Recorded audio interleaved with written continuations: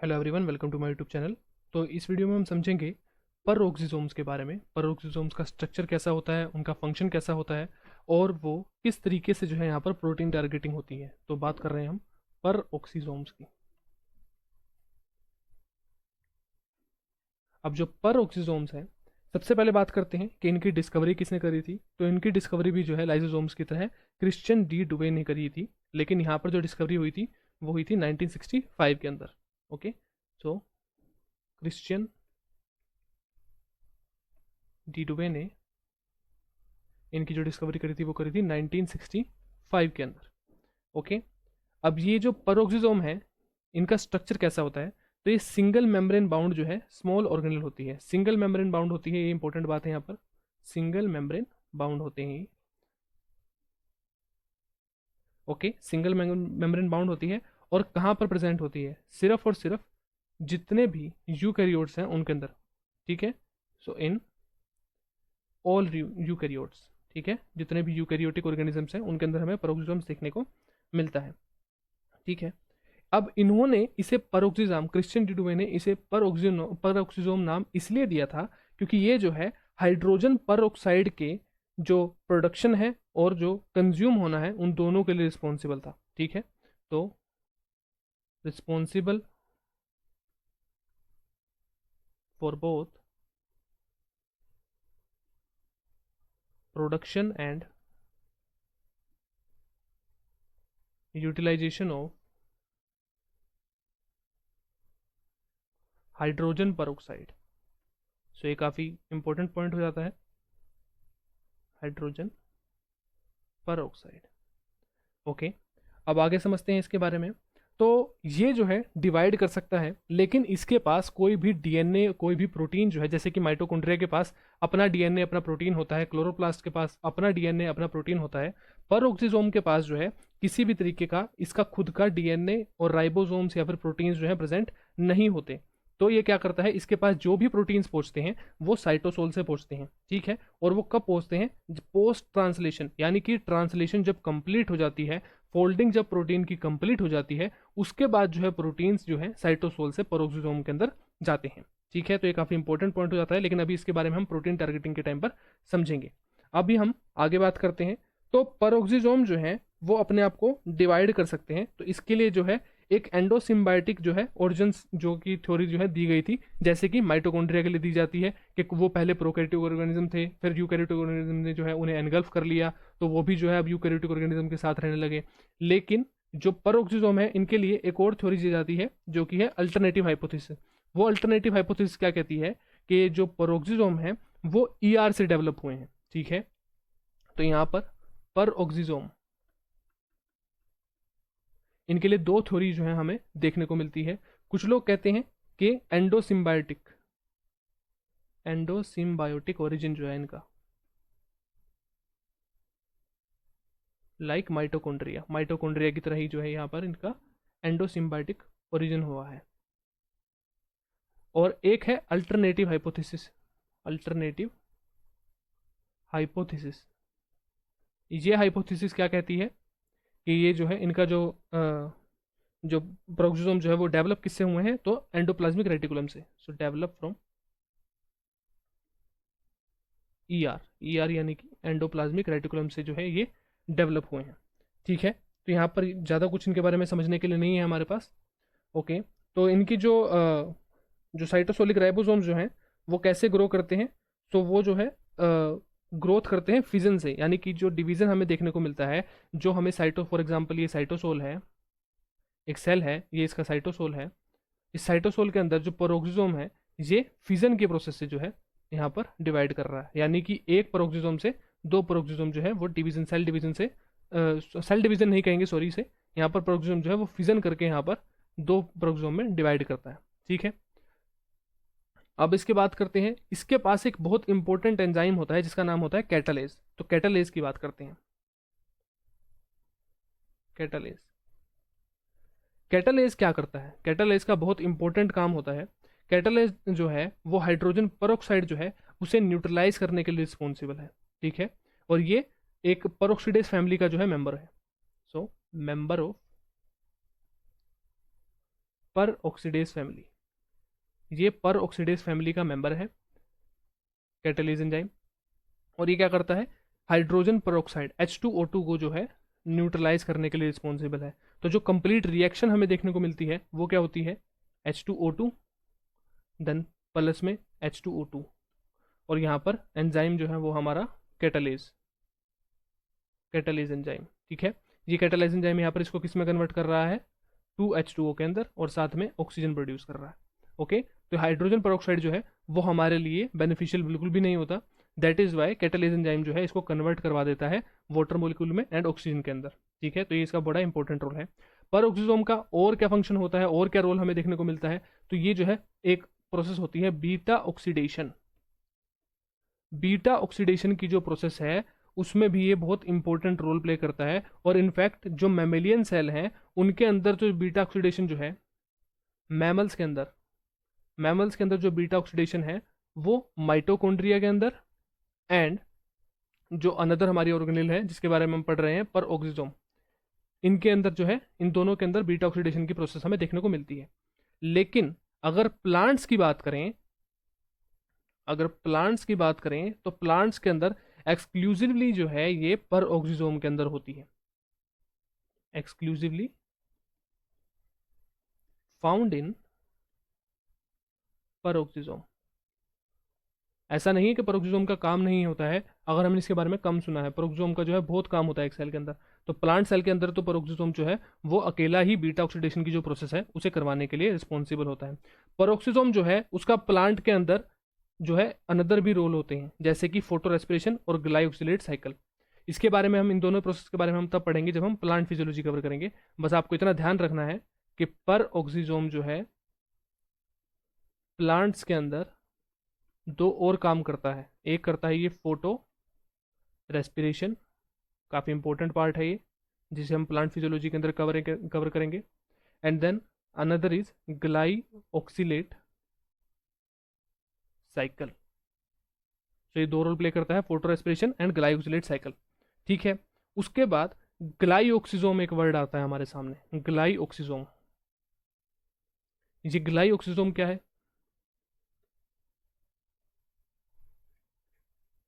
ग्लाइऑक्सीजोम जो है वो परऑक्सीजोम की एक स्पेशलाइज्ड फॉर्म है जो कि हमें प्लांट सेल के अंदर, या फिर हम कह सकते हैं कुछ प्लांट सेल के अंदर देखने को मिलती है, ठीक है।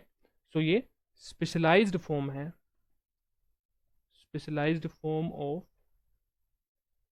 परऑक्सीजोम। तो ये परऑक्सीजोम की जो है स्पेशलाइज्ड फॉर्म है, और ये हमें कहाँ पर देखने को मिलती है, कुछ प्लांट्स के अंदर। So found in some plants, okay. अब जो ग्लाइकोसोम है ये कुछ एंजाइम्स को कंटेन करता है जो कि ग्लाइकोसिलेट साइकिल परफॉर्म करने के लिए रिस्पॉन्सिबल है। तो ग्लाइकोसिलेट साइकिल के बारे में हम कब बात करेंगे, जब हम प्लांट फिजियोलॉजी जो है उसे स्टार्ट करेंगे, तब हम इसके बारे में बात करेंगे, ओके। अब बात करते हैं सबसे इंपॉर्टेंट प्रोटीन टारगेटिंग की। तो targeting of peroxisomal proteins, just a second, yes, targeting of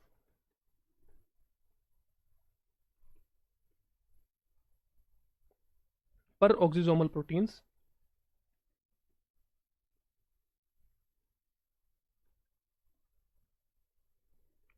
synthesized by membrane free ATS ribosome, synthesized by membrane free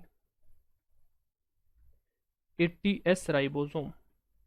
तो यहां पर आप समझ सकते हैं आप इस पूरी स्टेटमेंट से कि उन पेरोक्सिसोमल प्रोटीन्स की टारगेटिंग जिसे एटीएस राइबोसोम ने साइटोसोल के अंदर मेम्ब्रेन से फ्री जो राइबोसोम्स हैं उन्होंने जो है सिंथेसाइज किया है, ओके। तो अब यहाँ पर हम टारगेटिंग समझेंगे। टारगेटिंग के लिए सबसे पहली बात, यहाँ पर हमें किस टाइप की ट्रांसपोर्ट देखने को मिलेगा, तो यहाँ पर हमें ट्रांस मेम्ब्रेन जो है ट्रांसपोर्ट देखने को मिलेगा, ट्रांस मेम्ब्रेन ट्रांसपोर्ट हमें देखने को मिलेगा, ठीक है। तो इन्हें लिपिड बायलेयर जो है उसे क्रॉस करना होगा, मेम्ब्रेन जो है पेरोक्सिसोम की उसे क्रॉस करना होगा। उसके बाद जो प्रोटीन है वो किस फॉर्म में प्रेजेंट होगा, फोल्डेड फॉर्म में होगा या अनफोल्डेड फॉर्म में होगा। हमें याद होगा, आपने अगर याद हो तो हमने देखा था कि जो एसआरपी जो है वो राइबोसोम को अटैच कर लेकर आ रहा था ईआर की मेम्ब्रेन पे, और वहां पर SAC63 और BIP प्रेजेंट थे, जिनका काम क्या था कि प्रोटीन को अनफोल्डेड फॉर्म के अंदर जो है यूनिडायरेक्शनली ईआर के ल्यूमन में मूव करवाएं, ताकि उसकी बाद जो है ईआर के ल्यूमन में एंटर करने के बाद जो है प्रोटीन की फोल्डिंग हो सके। लेकिन यहाँ पर प्रोटीन जो है वो ऑलरेडी फोल्डेड प्रोटीन है, ठीक है, प्रोटीन जो है ऑलरेडी फोल्डेड फॉर्म में है। उसके बाद अब यहाँ पर एक और बात जो हम वैसे लिख चुके हैं हेडिंग के अंदर, लेकिन फिर से लिख लेते हैं कि यहाँ पर जो ट्रांसलोकेशन हम देख रहे हैं ये पोस्ट ट्रांसलेशनल है, यानी कि ट्रांसलेशन जब कंप्लीट हो गई, प्रोटीन ने फोल्ड भी कर लिया, उसके बाद जो है ट्रांसलोकेशन देखने को मिलेगी। तो पोस्ट ट्रांसलेशनल ट्रांसलोकेशन। ओके, अब उसके बारे में अगर फर्दर बात करें तो ट्रांसपोर्ट सिग्नल जो है वो बहुत इंपॉर्टेंट रोल प्ले करता है यहाँ पर। लेकिन उन ट्रांसपोर्ट सिग्नल से पहले हम एक वर्ड की बात करते हैं जिसका नाम है पर ऑक्सिन्स। ये पर ऑक्सिन्स क्या है?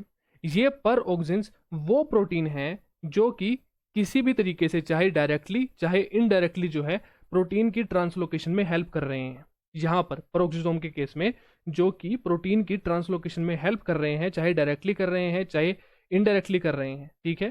तो इन प्रोटीन्स को कहा गया पर ऑक्सिन्स, ठीक है। इसके बारे में हम लिखते नहीं है, काफ़ी बड़ी स्टेटमेंट लिखनी पड़ेगी, बस आप याद रखिए पर ऑक्सिन्स जो है वो क्या कर रहे हैं, वो प्रोटीन्स हैं जो कि पेरोक्सिसोम बायोजेनेसिस के अंदर, ठीक है, और चाहे पेरोक्सिसोम जनरेशन हो चाहे डिवीजन हो, राइट, इन जितनी भी प्रोसेस है इनके अंदर जो प्रोटीन्स काम कर रहे हैं उन्होंने कहा पर ऑक्सिन्स।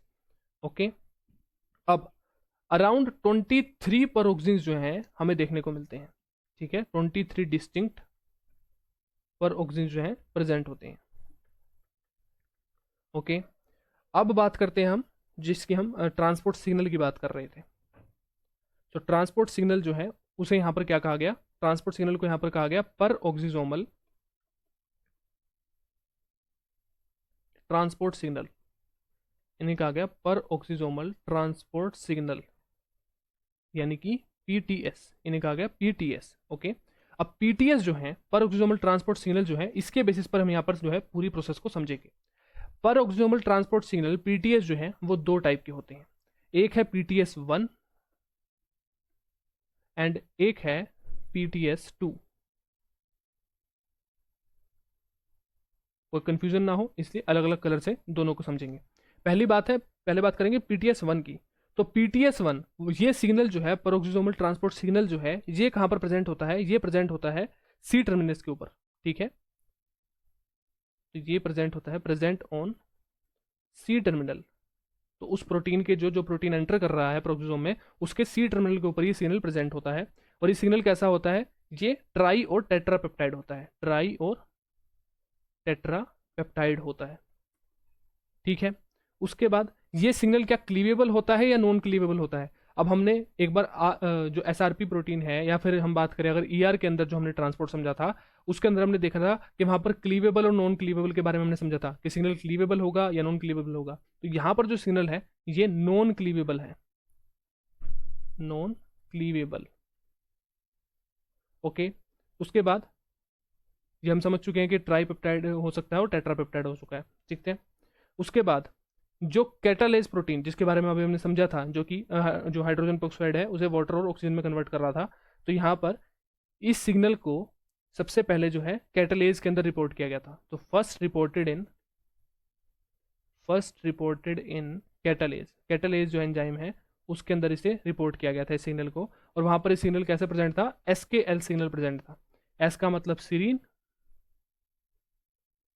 के का मतलब लाइसिन एंड एल का मतलब ल्यूसीन, ठीक है। तो SKL सिग्नल जो है यहाँ पर प्रेजेंट था। अब जो ये PTS1 है, जो ये सिग्नल है, इसका रिसेप्टर कौन है? इसका रिसेप्टर भी तो पता होना चाहिए। तो इसका रिसेप्टर है PAX5। PAX5 जो है इसके रिसेप्टर की तरह काम करेगा, ठीक है, PAX5 रिसेप्टर। और ये किसके लिए काम करेगा? SKL सिग्नल के लिए, यानी कि बाइंड किसके साथ करेगा? इस SKL सिग्नल से बाइंड करेगा ये, ठीक है। और ये जो है साइटोसोल में भी प्रेजेंट होता है और ये सोल्यूबल प्रोटीन होता है, ठीक है। ये कैसा होता है? सोल्यूबल होता है, सोल्यूबल प्रोटीन होता है। ओके, और लास्ट पॉइंट, अब जो PTS1 है उसका लास्ट पॉइंट, कि यहाँ पर जो प्रोटीन का ट्रांसलोकेशन हो रहा है वो फुल्ली फोल्डेड फॉर्म के अंदर हो रहा है। So protein is translocated in fully folded form, fully folded form के अंदर जो है प्रोटीन का ट्रांसलोकेशन हमें देखने को मिलता है यहाँ पर। अब आगे समझते हैं PTS2 के बारे में, PTS2 के पॉइंट्स जो हैं उन्हें समझते हैं। सबसे पहला पॉइंट, इसका जो सिग्नल है वो कहाँ पर प्रेजेंट होगा, एन टर्मिनल पे, एन टर्मिनल पर जो है ये प्रेजेंट होगा। ठीक है, सिग्नल कैसा होगा, इंटरनल होगा, यानी कि अंदर की तरफ जो है पेप्टाइड में प्रेजेंट होगा। उसके बाद क्या ये क्लीवेबल होगा, नहीं, ये नॉन क्लीवेबल होगा ये भी। ठीक है, क्लीवेबल तो चाहे PTS1 हो चाहे PTS2 हो, दोनों में से कोई भी क्लीवेबल नहीं होगा, नॉन क्लीवेबल होगा।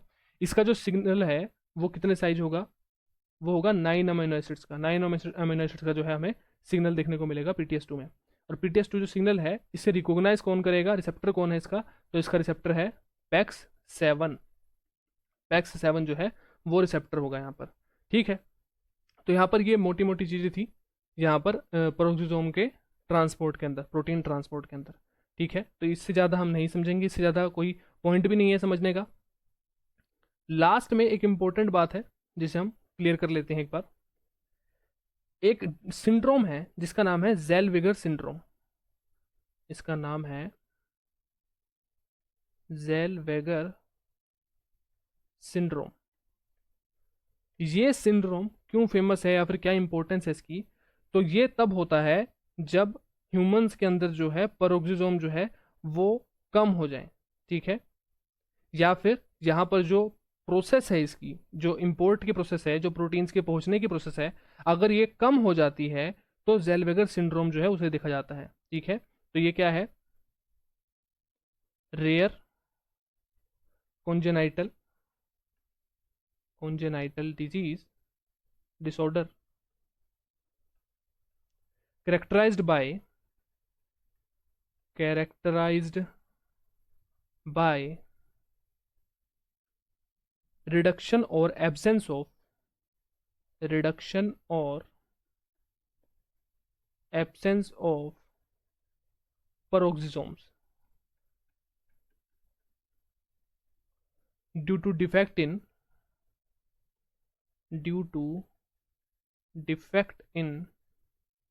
importing proteins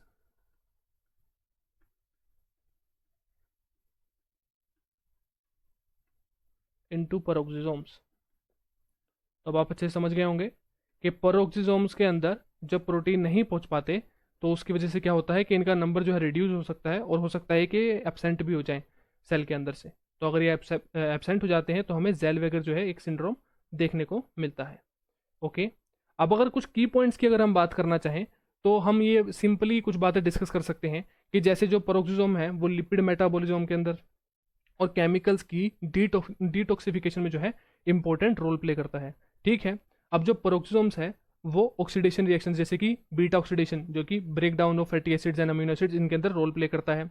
देन पेरोक्सिसोम जो है वो क्या करता है, फ्री रेडिकल्स को न्यूट्रलाइज करने का काम करता है। जैसे कि हमने H2O2 की बात करी थी, उसको न्यूट्रलाइज करने का, फ्री रेडिकल को न्यूट्रलाइज करने का काम कर रहा था, जिसकी वजह से जो है सेल डेथ भी हो सकती है, सेलुलर डैमेज भी हो सकता है, उनको ये न्यूट्रलाइज करने का काम कर रहा था।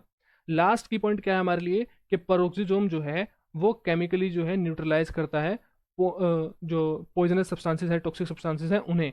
ठीक है, जैसे कि हमारा H2O2 होता है जो कि इसे कन्वर्ट कर देता है H2O में और ऑक्सीजन में। इसे हम रिएक्शन को डिस्कस कर चुके हैं। यहाँ पर जो एंजाइम था उसका नाम था कैटालेज। तो कैटालेज एंजाइम जो है यहाँ पर H2O2 को वाटर में एंड ऑक्सीजन में कन्वर्ट करने का काम कर रहा था। और जो लीवर है, लीवर जो है हमारा प्राइमरीली जो है रिस्पॉन्सिबल होता है डिटॉक्सिफिकेशन के लिए।